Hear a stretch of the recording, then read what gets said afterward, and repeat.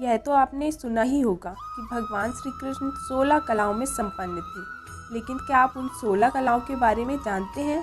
यदि सामान्य अर्थों में इसे समझें तो कला का मतलब कोई खास गुण होता है, यानी कुल 16 गुण होते हैं और भगवान श्री कृष्ण इन सभी कलाओं में माहिर थे। माना जाता है कि सामान्य मनुष्य में 5 कलाएं होती हैं, श्रेष्ठ मनुष्य में 8 कलाएं होती हैं, यहाँ तक कि मर्यादा पुरुषोत्तम श्री राम में भी 12 ही कलाएं थी। चलिए आज जान लेते हैं कि वो 16 कलाएं कौन कौन सी हैं जो श्री कृष्ण में थी। अगर आपने अभी तक हमारे चैनल को लाइक और सब्सक्राइब नहीं किया है तो कर लीजिए। चलिए उन 16 कलाओं के बारे में जानते हैं। पहली कला है श्री संपदा। ऐसा व्यक्ति आत्मिक रूप से धनवान होता है। श्री कृष्ण कला से संपन्न व्यक्ति के पास लक्ष्मी का स्थायी निवास होता है। ऐसे व्यक्ति के पास से कभी कोई खाली हाथ वापस नहीं आता। इस कला से संपन्न व्यक्ति ऐश्वर्य युक्त जीवन बिताने वाला होता है। दूसरी है भू संपदा। ऐसा व्यक्ति जिसके भीतर पूरी पृथ्वी पर राज करने की क्षमता हो तथा जो पृथ्वी के एक बड़े भूभाग का स्वामी हो, उसको भू कला से संपन्न माना जाता है। तीसरी कला है कीर्ति संपदा। कीर्ति कला से संपन्न व्यक्ति का नाम पूरी दुनिया में आदर तथा सम्मान के साथ लिया जाता है। ऐसे लोगों का जनमानस में विश्वास होता है और वह लोक कल्याण के कार्यों में बढ़ चढ़कर हिस्सा लेते हैं, जिससे सारे संसार में उनका यश बढ़ता है। चौथी कला है वाणी सम्मोहन। कुछ लोगों की वाणी में एक सम्मोहन होता है, मानो सामने वाला मंत्रमुग्ध सा हो जाता है। ऐसे व्यक्ति की वाणी को सुनने मात्र से ही सामने वाले का क्रोध शांत हो जाता है, मन में प्रेम और भक्ति की भावना भर उठती है। पांचवी कला का नाम है लीला। इससे संपन्न व्यक्ति के दर्शन मात्र से आनंद मिलता है और वह जीवन को ईश्वर के प्रसाद के रूप में ग्रहण करता है। छठवीं कला है कांति। जिसके रूप को देखकर मन अपने आप आकर्षित हो जाता हो, जिसके मुखमंडल को बार बार निहारने का मन करता हो, वह कांति कला से संपन्न होता है।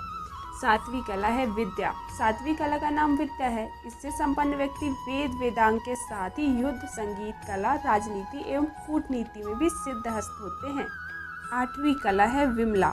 जिसके मन में किसी प्रकार का छल कपट नहीं हो और जो सभी के प्रति समान व्यवहार रखता हो, वह विमला कला से संपन्न माना जाता है। नौवीं कला है उत्कर्षणी शक्ति। इस कला से संपन्न व्यक्ति में लोगों को कर्म करने के लिए प्रेरित करने की क्षमता होती है। ऐसे व्यक्ति में इतनी क्षमता होती है कि वह लोगों को किसी विशेष लक्ष्य की प्राप्ति के लिए प्रेरित कर सकता है। 10वीं कला है नीर चीर विवेक। इससे संपन्न व्यक्ति में विवेकशीलता होती है। ऐसा व्यक्ति अपने विवेक से लोगों का मार्ग प्रशस्त कर सकने में सक्षम होता है। 11वीं कला है कर्मण्यता। इस कला से संपन्न व्यक्ति में स्वयं कर्म करने की क्षमता तो होती है, वह लोगों को भी कर्म करने की प्रेरणा दे सकता है और उन्हें सफल बना सकता है। 12वीं कला है योग शक्ति। इस कला से संपन्न व्यक्ति में मन को वश में करने की क्षमता होती है। वह मन और आत्मा का भय मिटा योग के उच्च सीमा को पा लेता है। 14वें नंबर की जो कला है वो है विनय। विनयशीलता के गुण को धारण करने वाले व्यक्ति में नम्रता होती है। ऐसे व्यक्ति को अहंकार छू भी नहीं पाता। वह सारी विद्याओं में परंपरागत होते हुए भी गर्वहीन होता है। 14वें नंबर की कला है सत्य धारणा। इस कला से संपन्न व्यक्ति में कोमल, कठोर सभी तरह के सत्यों को धारण करने की क्षमता होती है। ऐसा व्यक्ति सत्यवादी तो होता ही है, साथ ही जनहित और धर्म की रक्षा के लिए वह कटु सत्य बोलने से भी परहेज नहीं करता। 15वीं है अधिपत्य। इस कला से संपन्न व्यक्ति में लोगों पर अपना अधिपत्य अर्थात अपना प्रभाव स्थापित करने का गुण होता है। जरूरत पड़ने पर वह लोगों को अपने प्रभाव की अनुभूति कराने में सफल होता है। 16वें नंबर की कला है अनुग्रह क्षमता। इस कला से संपन्न व्यक्ति में किसी का कल्याण करने की प्रवृत्ति होती है। वह प्रत्युपकार की भावना से संचालित होता है। ऐसे व्यक्ति के पास जो भी आता है वह अपनी क्षमता के अनुसार उसकी सहायता करता है।